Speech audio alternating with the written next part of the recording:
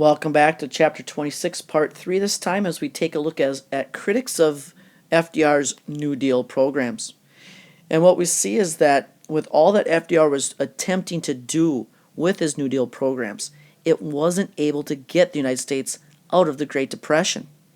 And there became many people who started to criticize FDR, saying that he'd either gone too far and expanded government too much, or that he wasn't doing enough to help more people. And some of those people who criticized FDR for not doing enough was Father Coughlin and Francis Townsend.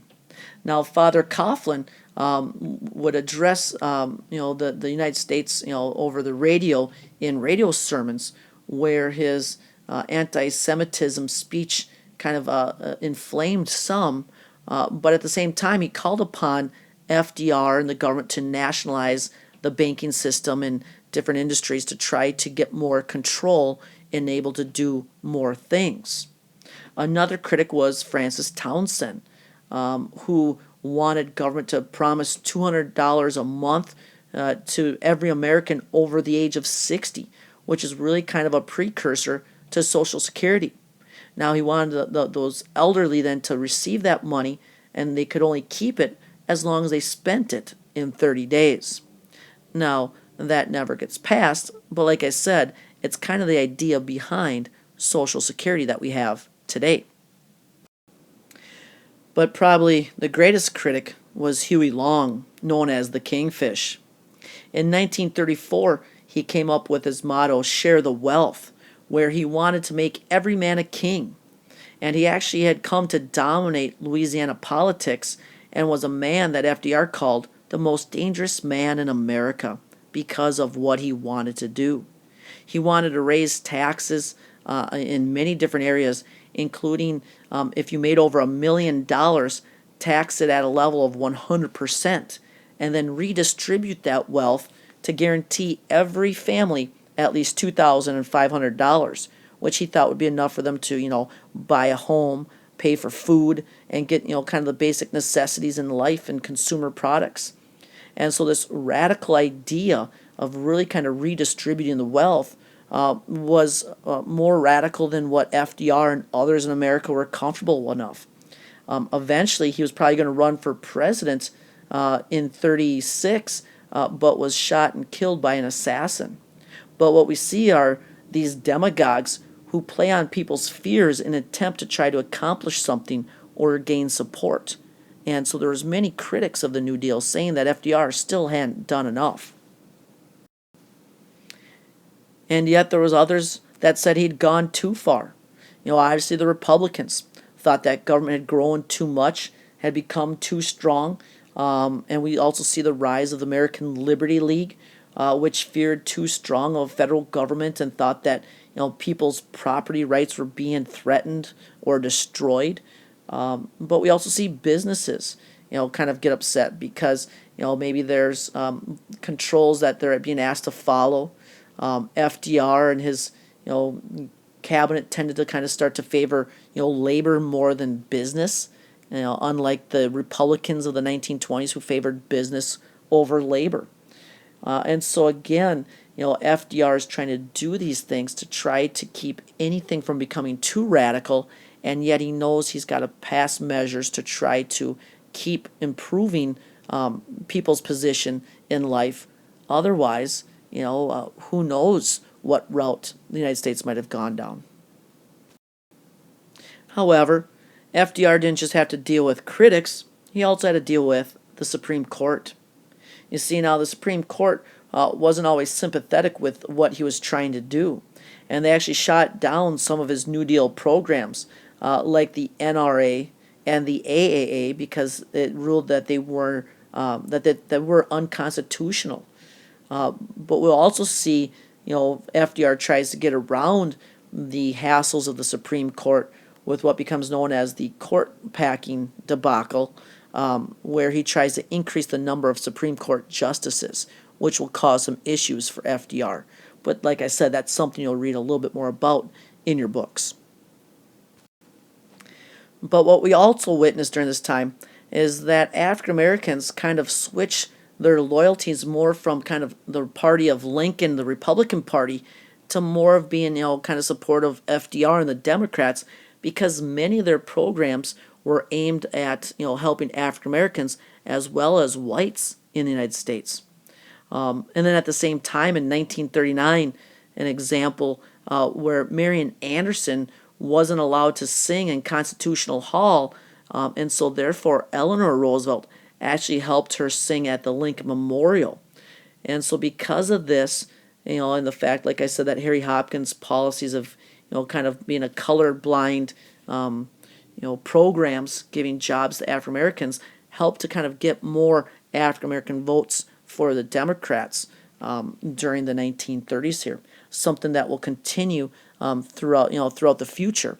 Especially as we take a look at the 1960s when like JFK and Lyndon Johnson start pushing for more civil rights as well. And as we had kind of looked at previously, the plight of women briefly in our first lesson, we also see some steps and advances made by women under FDR's administration. You see, Frances Perkins becomes the first female cabinet member as she is given the position of Secretary of Labor, quite an important position during a Great Depression. FDR also appoints women ambassadors and as federal judges.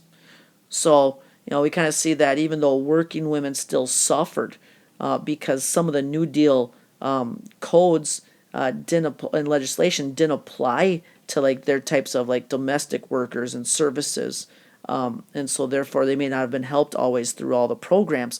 We do see advances for women in other areas. We also witnessed the advances made by organized labor in the 1930s, especially in 1935 after Congress passes the Wagner Act, which granted workers the right to organize and collectively bargain. And with that, then, we see kind of this industrial union movement, which is led by John L. Lewis and the United Mine Workers, of which he led.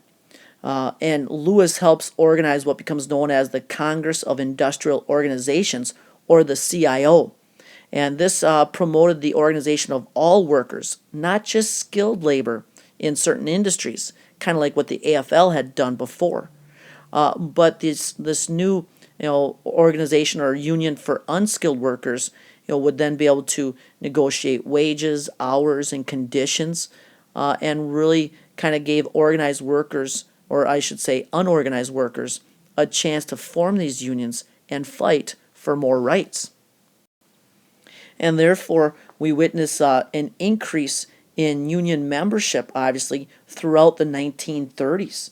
And actually, as they gain strength, they'll be able to, fight for higher wages and better working conditions and lower hours.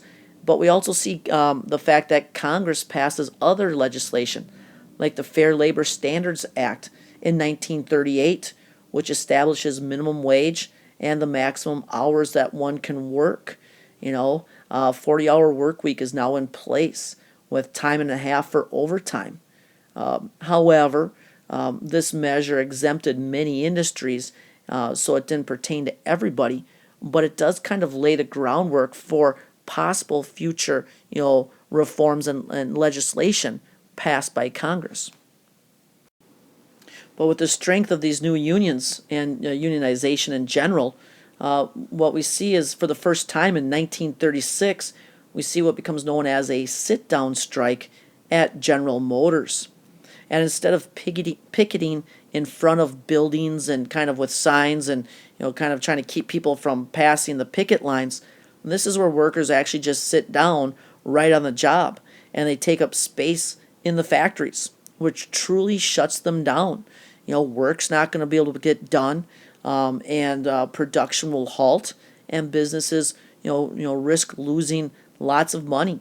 And so it was a powerful new tool by labor that was used during this time, something that will eventually be outlawed as unconstitutional because it really does give too much strength to the labor movement. But we'll be taking a closer look at General Motors and their sit-down strike and the effects that they had when we read an article in class for more detail. And as you probably figured, some of the programs FDR created are no longer operational, but there are many things he did that we still feel the impact today. Obviously, our government still kind of provides money for public projects and roads and building and things like that. But the TVA is still in existence, which was meant to try to modernize and provide jobs to the Tennessee Valley area, which was a rundown area of the Upper South. The FDIC, as I mentioned previously, still insures our bank deposits. Our stock market is still supervised by the SEC. And it was created in 1935, the Social Security Act, which still exists obviously today, well, with much discussion as how to make sure it sticks around for the foreseeable future. Back then, as it's been expanded as well, it provides security for the elderly. It provides unemployment assistance and even aid to people with disabilities. So many of these New Deal programs, we still, reap the benefits today. However, you'll have to pay special attention to FDR's New Deal agencies as you read your textbook. So, thanks for joining us, and in our next episode, we'll turn our attention to what really got the United States out of the Great Depression, and that's World War II.